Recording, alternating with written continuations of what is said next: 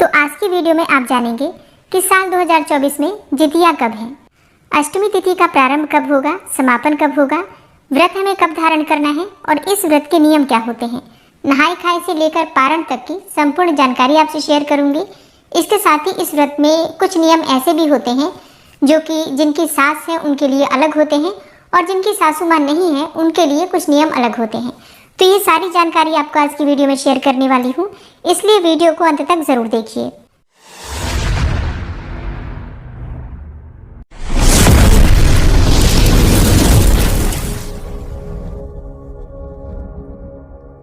दोस्तों, आज की वीडियो में मैं आपसे बात करने वाली हूँ जीवित पुत्रिका व्रत के बारे में। जीवित पुत्रिका का व्रत, जिसे जितिया भी कहा जाता है, आश्विन मास की कृष्ण पक्ष की अष्टमी तिथि के दिन रखा जाता है।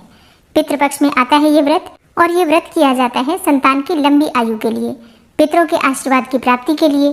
और ये व्रत पूरी तरह से निर्जल रहकर, निराहार रहकर धारण किया जाता है और इस व्रत में 24 घंटे से भी ज़्यादा समय निर्जला ही रहा जाता है। तो वैसे तो इस व्रत के नियम बहुत कठोर हैं, लेकिन माताएं इस व्रत को धारण करती हैं अपनी संतान की लंबी आयु के लिए और उनकी सुख समृद्धि के लिए और बच्चों को उनके जीवन में सफलता की प्राप्ति हो, इस प्रकार का आशीर्वाद। तो सबसे पहले जानते हैं कि जितिया कब है, जीवित पुत्रिका का व्रत कब रखा जाएगा। देखिए, आश्विन मास की कृष्ण पक्ष की अष्टमी तिथि को ये व्रत रखा जाता है और इस साल अष्टमी तिथि का प्रारंभ होगा मंगलवार को, यानी 24 सितंबर को 12:38 पर और अष्टमी तिथि समाप्त हो रही है 25 सितंबर को, यानी कि बुधवार के दिन दोपहर में 12:10 पर। ये व्रत सूर्योदय कालीन तिथि के अनुसार ही रखा जाता है। तो इस आधार पर 25 सितंबर 2024 बुधवार के दिन जीवित पुत्रिका का व्रत रखा जाएगा। तो 25 सितंबर को हम व्रत धारण कर रहे हैं, तो 24 सितंबर 2024 मंगलवार के दिन नहाय खाए का दिन होगा और बृहस्पतिवार के दिन व्रत का पारण किया जाएगा। ठीक है, तो जैसे हम तीज का व्रत करते हैं, नहाय खाए फिर व्रत और फिर उसके बाद पारण, उसी प्रकार से जीवित पुत्रिका का व्रत भी किया जाता है। लेकिन हाँ, इसमें एक नियम बहुत कठिन है जो कि हड़तालिका तीज व्रत से भी कठिन माना जाता है। जैसे कि हड़तालिका तीज के व्रत में आप शाम को भी पानी पी सकते हैं या फिर कई लोग रात्रि में 12 बजे के बाद भी पानी पी लेते हैं, लेकिन इस व्रत में नियम बहुत कठिन हो जाते हैं। सुबह सूर्योदय के बाद ही आप जल ग्रहण कर सकते हैं, इससे पहले नहीं। मतलब जीवित पुत्रिका के व्रत में आप लगभग 28 घंटे तक निर्जला ही बिता देते हैं। नियम भी इस प्रकार के होते हैं। सुबह उठकर भी हम जब स्नान करते हैं, पूजा करते हैं, फिर जितिया बच्चे को पहनाया जाता है, दान इत्यादि करते हैं, उसके बाद कहीं जाकर हम जल पीते हैं। तो व्रत बहुत कठिन है, इसमें कोई संशय नहीं, लेकिन हर माताएं जिनके भी संतान हैं वो इस व्रत को धारण करती हैं और करना चाहिए। अब जैसे कई लोगों के प्रश्न आते हैं कि हमारे पास पुत्री है, पुत्र नहीं है, तो क्या इस व्रत को कर सकते हैं। देखिए, बिल्कुल कर सकते हैं। ये पहले समय की बात थी जबकि कहा जाता था कि पुत्र हो वही इस व्रत को धारण कर सकता है, तब पुत्रों की अधिक मान्यता थी। लेकिन अब तो पुत्र और पुत्री में कोई अंतर नहीं है, उसी भाव से पुत्र और पुत्री दोनों माने जाते हैं। तो आपके पास पुत्री है तो भी आप ये व्रत कर सकते हैं। लेकिन हाँ, इतना ज़रूर ध्यान रखिए, कोई भी व्रत अगर आप शुरू करना चाहते हैं तो एक बार अपने परिवार में ज़रूर पूछना चाहिए। मतलब परिवार वाले जो कहते हैं वही करना चाहिए। सबके परिवार की परंपरा अलग होती है। तो देखिए, मैं कह दूँ आप लोग कर लीजिए, परिवार में नहीं होता हो तो कैसे करेंगे, इसलिए ध्यान रखिए, पहले परिवार में ज़रूर पूछ लीजिए। और अब जानते हैं कि जितिया व्रत में नहाय खाए से पारण तक के नियम क्या होते हैं। देखिए, नहाय खाए का दिन पहला दिन होता है जो कि आपको मिलेगा 24 सितंबर को, दिन होगा मंगलवार का। तो इस दिन आपको स्नान करना है, सर धोके, बाल धोके स्नान किया जाता है। इसके बाद शुद्ध और सात्विक भोजन किया जाता है। तो नहाय खाए के दिन आपको लहसुन प्याज का सेवन नहीं करना है। मसूर की दाल जो लाल वाली होती है वो नहीं खानी चाहिए। इसके अलावा गाजर, मूली, बैंगन, ये सभी चीज़ें भी व्रत में नहीं खानी चाहिए, व्रत के एक दिन पहले नहीं खानी चाहिए। लेकिन हाँ, कई ऐसे क्षेत्र हैं जहाँ पर कि मछली खाई जाती है नहाय खाए वाले दिन। तो अगर आपके यहाँ इस प्रकार का नियम है तब तो आप बिल्कुल खा सकते हैं। लेकिन ज़्यादातर क्षेत्रों में सात्विक भोजन ही किया जाता है, बिल्कुल बिना लहसुन प्याज का। एक और चीज़, नहाय खाए वाले दिन सबके यहाँ कुछ न कुछ विशेष खाकर ही ये व्रत शुरू किया जाता है। कई स्थानों पर सतपुतिया, जिसे कि तरोई कहते हैं, तोरई होती है एक तरह की, उसकी सब्जी बनाकर खाई जाती है। और कई स्थानों पर अलग अलग चीज़ें, कई स्थानों पर मरुआ की रोटी बनाई जाती है और भी बहुत सारी चीज़ें, साग खाए जाते हैं। तो जैसा आपके यहाँ होता है, कुछ विशेष अगर आपके यहाँ होता है तो आप वही खाकर व्रत का प्रारंभ करते हैं। ठीक है, तो देखिए, नहाय खाए दिन में होगा, फिर शाम के समय घर में बनता है, कुछ न कुछ मीठा बनता है, बच्चों के लिए बनाया जाता है बेसिकली। जैसे कि बच्चों के निमित्त हम व्रत धारण करते हैं तो पुआ बनाते हैं ताकि हम बच्चों को खिला सकें। ये एक तरह का नियम है, एक तरीके से देखा जाए तो। इसके साथ ही एक और चीज़ बनती है, छोटी छोटी पूरियाँ बनाई जाती हैं और इसके साथ ही बिना नमक की सब्जी बनाई जाती है। और ये दिया जाता है, ऐसा कहा जाता है कि चील्हो, सियारो और सासू माँ के लिए ये दिया जाता है। तो कहीं कहीं पर 3 पूरियाँ बनती है, कई स्थानों पर 4 बनती है, कई स्थानों पर 5 भी बनती है। ठीक है, तो आप अपने हिसाब से देख सकते हैं आपके यहाँ कितनी बनती है। एक चील्हो, एक सियारो के लिए बनती है, एक जीमूत वाहन भगवान के लिए बनती है, एक सासू के निमित्त ऐसा कहा जाता है कि बनती है, और एक पूरी बनती है गौ लक्ष्मी के लिए। तो इस प्रकार से 5 पूरियाँ बनती हैं। और सुबह जब सरगी खाने उठते हैं तब उसी समय स्नान इत्यादि करके और ये सभी पूरियाँ तरोई के पत्ते पर रखी जाती हैं। पूरी और वो तरोई वाली सब्जी, दही और चूरा, चीनी, ये सभी चीज़ें आपको रखनी होती हैं उस तरोई के पत्ते पर। और घर की छत पर या फिर बालकनी में, जहाँ पर भी आपके पास खुली जगह हो, वहाँ पर ये चीज़ें रखी जाती हैं। रात्रि में 3 बजे के आसपास ये चीज़ रख दी जाती है और मन में पितरों का ध्यान करके उनको समर्पित किया जाता है। जल का पात्र वहीं रख दिया जाता है या फिर जल का घेरा भी दे सकते हैं आप, जैसी भी सुविधा आपके पास उपलब्ध हो। फिर अपने पितरों से, चील्हो सियारों से और जीमूत वाहन भगवान से हाथ जोड़कर प्रार्थना की जाती है कि हमारी संतान की आयु लंबी हो, हर प्रकार से हमारी संतान की रक्षा हो और हम जो ये व्रत धारण करने जा रहे हैं वो व्रत निर्विघ्न रूप से पूर्ण हो। इस प्रकार से प्रार्थना करके हम व्रत का प्रारंभ करते हैं। तो ये नियम किया जाता है सरगी से पहले। ठीक है, अपनी सरगी खाने से पहले आपको ये नियम करना होता है। अच्छा, एक और चीज़ बता दूं मैं आपको, इस प्रकार से जो सासू माँ को भोजन दिया जाता है, चील्हो सियारों को भोजन दिया जाता है, ये सब नहीं देते हैं। जिनकी सासू माँ नहीं होती है वही देते हैं। अच्छा, कई स्थानों पर जिनकी सासू माँ होती है वो भी देते हैं। ठीक है, तो अपने यहाँ अपने परिवार में आपके जो भी परंपरा है उसे अच्छे से समझ लीजिएगा, तभी ये नियम कीजिएगा। ठीक है, हमारे यहाँ जिनकी सासू नहीं होती हैं वही ये नियम करते हैं। जिनकी सासू होती है वो वैसे ही सरगी खाकर और व्रत कर लेते हैं। और अब जानते हैं कि सरगी में क्या खाना चाहिए। आप सुबह उठते हैं, जैसे कि हरतालिका तीज में हम उठकर जल इत्यादि पीते हैं, उसी प्रकार से इसमें भी जल पीते हैं। आप कुछ भी लिक्विड ले सकते हैं, नारियल पानी ले सकते हैं, जूस पी सकते हैं, ग्लूकॉन डी इत्यादि ले सकते हैं, जो भी आपका मन करे। ठीक है, इसके साथ ही आप चाहें तो कुछ फल इत्यादि ले सकते हैं। अच्छा, कई स्थानों पर जैसे कि पूरी इत्यादि भी खाई जाती है। अगर आपके यहाँ खाया जाता हो तो आप बिल्कुल खा सकते हैं, लेकिन अगर आप बहुत कुछ नहीं भी खाते हैं, मतलब ज़रूरी नहीं है और मन भी नहीं करता है उस समय कुछ खाने का, तब भी आप ये काम ज़रूर कीजिए कि थोड़ा सा दही और थोड़ा सा चूरा, हल्की सी चीनी डालकर, मतलब चाहे आधा चम्मच ही सही पर ज़रूर खा लीजिएगा। ये शुभ के लिए किया जाता है, मतलब ज़रूर हमें दही लेना चाहिए। सुबह दही, चूरा और चीनी में से थोड़ा सा ज़रूर लेना चाहिए। उसके बाद फिर जल इत्यादि आप लोग ले सकते हैं। दवाइयाँ लेना हो तो दवाइयाँ ले सकते हैं, क्योंकि दिन में निर्जला रहना है तो हम दवाई नहीं खा पाते हैं। तो जो भी दवाई आपको खानी हो, चाहे आप थायराइड की गोली लेते हो या फिर सर दर्द की गोली हो या फिर कोई भी आपकी प्रॉब्लम हो, आप दवाइयाँ इसी समय ले लीजिएगा। और जितना हो सके इस समय ठंडी चीज़ें खानी चाहिए, जल इत्यादि लीजिए। आप चाहें तो चाय भी पी सकते हैं। बहुत से लोगों के प्रश्न पिछली बार आए थे हरतालिका तीज पर कि क्या हम चाय पी सकते हैं। जी हाँ, बिल्कुल पी सकते हैं। चाय, कॉफ़ी जो आपको लेना हो ले लीजिए।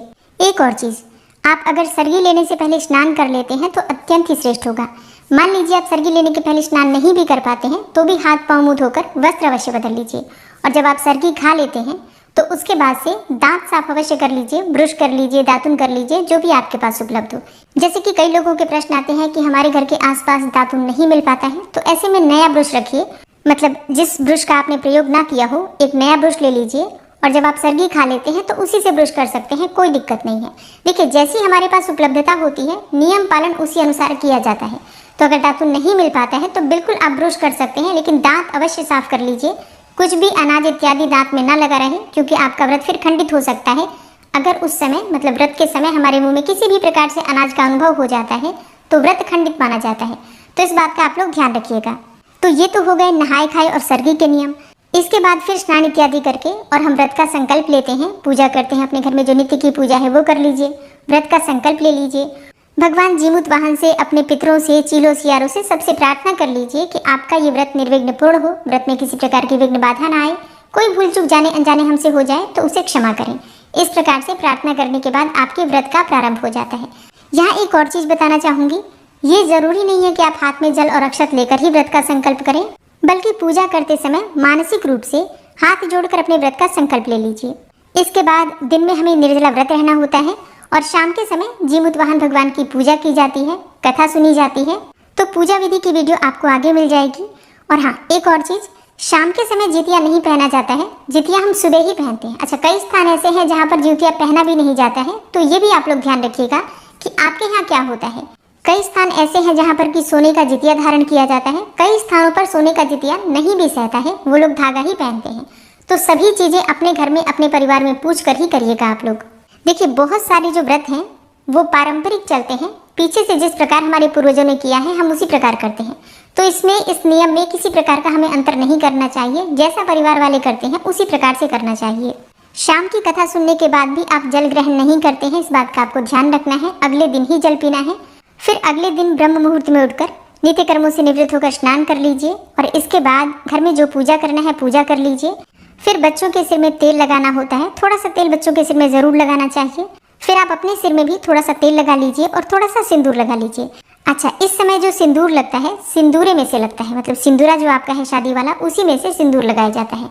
आप चाहे तो शाम को भी सिंदूरे में से सिंदूर लगा सकते हैं, लेकिन अगर आप शाम को ना भी लगा पाए, मतलब कई स्थान है जहाँ पर नहीं होगा इस प्रकार का नियम, तो आप सुबह तो जरूर लगाते हैं। सुबह सिंदूरे में से ही सिंदूर लगता है। और इसके बाद जो आपका जितिया है, सबसे पहले आप बच्चे को धारण करवाइए। जितने भी बच्चे हैं सबको पहना दीजिए गले में एक एक करके, और उसके बाद ही स्वयं आप धारण करते हैं। सुबह की पूजा पूर्ण करने के बाद आप दान करते हैं। दान किस चीज का करना है? जितिया के पारण में दाल और चावल का दान किया जाता है। कच्चा दाल और चावल, सब्जियां, और सब्जी में आप आलू इत्यादि रख सकते हैं, कोई हरी सब्जी भी रख सकते हैं, खीरा रख सकते हैं। इसके साथ ही इस व्रत में तरोई का दान करना, तरोई का सेवन करना अत्यंत आवश्यक होता है, तो तोरई ले लीजिएगा। इसके साथ ही बहुत से स्थान है जहाँ पर अलग अलग चीज़ें, मतलब परंपरा है कुछ प्रकार के चीज़ों के दान के या ग्रहण करने के, तो जो आप लोग ग्रहण करते हैं, जो भी आपके यहाँ विशेष है कुछ खाने में, पारण में, वो भी चीज़ें दान की जाती हैं। जैसे कई स्थानों पर मड़ुआ या कई स्थानों पर चने होते हैं, कई स्थान है जहाँ पर कुछ विशेष साग होता है जो खाया जाता है। तो आपके यहाँ जो भी नियम है ना, जो भी आप पारण में अपने लेते हैं, वो सभी चीज़ें दान में थोड़ा थोड़ा ही सही पर जरूर दिया जाता है। इसके अलावा वस्त्र और दक्षिणा इत्यादि जो आप दान करना चाहते हैं, दान सामग्री में रखकर और स्पर्श करके मनस करके दान कर दीजिए। ठीक है, ये पारण वाले दिन किया जाता है। तो अपने पारण से पहले सामग्रियों का दान करना, फिर जितिया बच्चों को पहनाया जाता है, स्वयं धारण किया जाता है, और उसके बाद ही जिस भी प्रकार से नियम हमारे यहाँ होता है उस प्रकार से, मतलब उस वस्तु को खाकर हम जल ग्रहण करते हैं। ठीक है, तो देखिए ये तो संक्षिप्त विधि है जो मैंने आपसे शेयर की है। संपूर्ण विधि आपको आने वाली वीडियो में मिलेंगी, तो चैनल से जुड़े रहिए। और हाँ, अब बात करें कि जिनकी सास नहीं है उन्हें विशेष क्या करना चाहिए, और जिनकी सास है उन्हें क्या करना चाहिए। देखिए, जिनकी सास नहीं है ना, उनको पहले दिन जब नहाई खाए वाला दिन होता है, उस दिन भी दान निकालना होता है। मतलब आटा, दाल, सब्जियां, तोरई इत्यादि जो भी चीज़ें हम खाते हैं ना, जो भी चीज़ें हमारे नहाई खाए में विशेष है, आपके यहाँ जो नियम है उसके अनुसार आप लोग दान की सामग्री भी निकालते हैं। जैसे सीधा निकाला जाता है, बिल्कुल उसी प्रकार से सीधा निकाला जाता है। उसमें आपको दक्षिणा रखना है, सिंदूर भी रखा जाता है, और इसके साथ ही हल्दी और नमक इत्यादि भी रखे जाते हैं। सभी चीज़ें एकत्रित करके और उसको हम मनस कर दान करते हैं, और उसके बाद ही आपको नहाई खाई में जो भी आप खाना चाहते हैं आप खा सकते हैं। ठीक है, मतलब पहले दान निकालकर उसके बाद ही आपको खाना होता है। अगर आपकी सासू माँ नहीं है तो आपको इस प्रकार का नियम करना है। और पारण वाले दिन तो सभी को दान करना है। जिनकी सासू माँ है वो भी दान करते हैं, जिनकी सासू माँ नहीं है वो भी दान करते हैं। बस पहले दिन जिनकी सासू माँ नहीं है वही दान करते हैं। इसी प्रकार से जिनकी सासू माँ नहीं है वो चीलो सियारों के लिए सर्गी से पहले भोजन देते हैं। जैसे कई स्थानों पर तो वो लोग भी देते हैं जिनकी सासू माँ है, लेकिन ज़्यादातर स्थानों पर जिनकी सासू माँ नहीं है वही चीलो सियारों और सासू माँ के लिए भोजन निकालते हैं। ठीक है, तो ये कुछ नियम होते हैं जो ज़रूरी होते हैं। जीवित पुत्रिका का व्रत एक बड़ा व्रत होता है, संतानवती महिलाओं के लिए तो बहुत ज़रूरी व्रत होता है, और इसलिए इस व्रत में बहुत सारे छोटे छोटे नियम होते हैं और बहुत ही सावधानी से इन नियमों का पालन किया जाता है, क्योंकि ये व्रत किया जाता है पितृपक्ष में। और पितृपक्ष में पितरों के लिए ही, मतलब अपनी सासू माँ के लिए हम भोजन देते हैं। तो एक तरीके से पितरों के लिए ही, पितरों की कृपा की प्राप्ति के लिए, उनके आशीर्वाद के लिए ही हम व्रत धारण करते हैं, ताकि हमारे वंश की वृद्धि होती रहे। और कहा जाता है ना कि एक बार चाहे देवता हमें क्षमा कर भी देते हैं तो पितर क्षमा नहीं करते हैं। इसलिए पितरों की कृपा की प्राप्ति के लिए पूरी सावधानी से इस व्रत को धारण करना चाहिए। जीवित पुत्रिका व्रत से संबंधित अगर आपका कोई भी प्रश्न हो तो आप कमेंट बॉक्स में लिख सकते हैं। इसके अलावा भी कोई विशेष वीडियो अगर आप देखना चाहते हैं तो कमेंट बॉक्स में लिख सकते हैं। और हाँ, अगर आप एकादशी का व्रत करते हैं, पूर्णिमा का व्रत करते हैं, तो चैनल पर वीडियो अपलोड हो चुकी है, आप लोग जरूर देख लीजिए। मिलते हैं आपसे अगली वीडियो।